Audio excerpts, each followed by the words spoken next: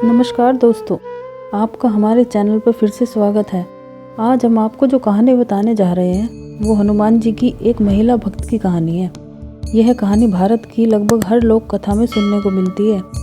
दोस्तों, हो सकता है आपने भी यह कहानी सुनी हो। अगर आपने भी सुनी है तो हमें कमेंट करके बताइए आपने कब और किसके द्वारा सुनी।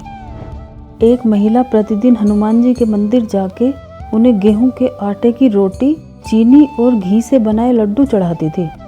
महिला भोग लगाते समय प्रेम से एक मंत्र कहती थी, लाल लंगोटी हाथ में घोटी, मैं आपको खिलाऊं खाइए मेरी रोटी। ऐसा कह के वे प्रसाद मंदिर में छोड़ आती और उसके बाद ही भोजन करती थी। वक्त बीतता गया और महिला की शादी हुई, बच्चे हुए, फिर बच्चों की भी शादी हो गई, जबकि महिला ने अपना कर्म कभी नहीं छोड़ा। समय बीतता गया और एक बार उसकी माली हालत खराब हो गई, पर उसने अब भी अपनी श्रद्धा से मुंह नहीं फेरा। लेकिन एक दिन महिला की बहू ने मंदिर जाते समय टोक दिया और कहा कि घर में तो राशन नहीं है और आप जा रही हैं बजरंगबली को खाना खिलाने। महिला ने बहू की बात को अनसुनी कर दिया और मंदिर चली गई। अगले दिन जब उसकी बहू ने देखा कि सास मंदिर जाने की तैयारी कर रही है तो उसने सास के कमरे की बाहर से कुंडी लगा दी। महिला का प्रण था कि वह अपने नियम पूरे किए बिना कुछ भी नहीं खाती थी, इसलिए वह भूखी प्यासी कमरे में पड़ी रही। उसकी बहू ने गुस्से के मारे न खाने के लिए पूछा और न ही दरवाजा खोला। 6 दिन बीत गए थे पर महिला ने कुछ खाया नहीं था। लेकिन बाहर बहू के भी हाल बेहाल हो गए थे।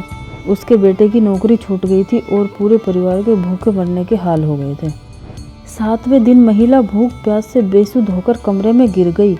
तभी कमरे में ब्राह्मण प्रकट हुए। उन्होंने उसी तरह से खाने के लिए पूछा जैसे महिला भोग लगाते समय कहती थी। महिला पहले तो चौंक गई, लेकिन फिर उसने पूछा कि आज तो आप खिला दोगे, लेकिन कल कौन खिलाएगा? तब ब्राह्मण ने बोला, मैं खिलाऊंगा माई, रोज मैं ही खिलाऊंगा। यह सुनकर बुढ़िया ने उसके हाथ से खाना लेकर खा लिया। खाना खाने के बाद वह उसी तरह भली चंगी हो गई जैसे 7 दिन पहले थी।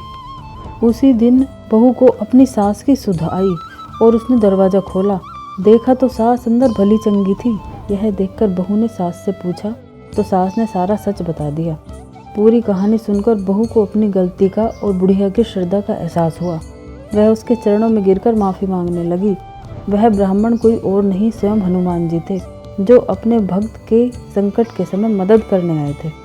बजरंगबली हमेशा अपने भक्तों की हर प्रकार से सहायता करते हैं। बस भक्त की भक्ति में श्रद्धा होनी चाहिए, पाखंड नहीं।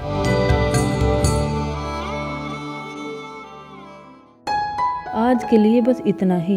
यह अध्याय आपको कैसा लगा हमें कमेंट बॉक्स में ज़रूर बताइए। आप इस वीडियो को फेसबुक पर देख रहे हो तो पेज लाइक कीजिए और यूट्यूब पर देख रहे हो तो हमारे चैनल को सब्सक्राइब कीजिए और अपने दोस्तों के साथ शेयर करिए। और आप हमसे इंस्टाग्राम पर भी जुड़ सकते हैं, लिंक डिस्क्रिप्शन में दिया हुआ है।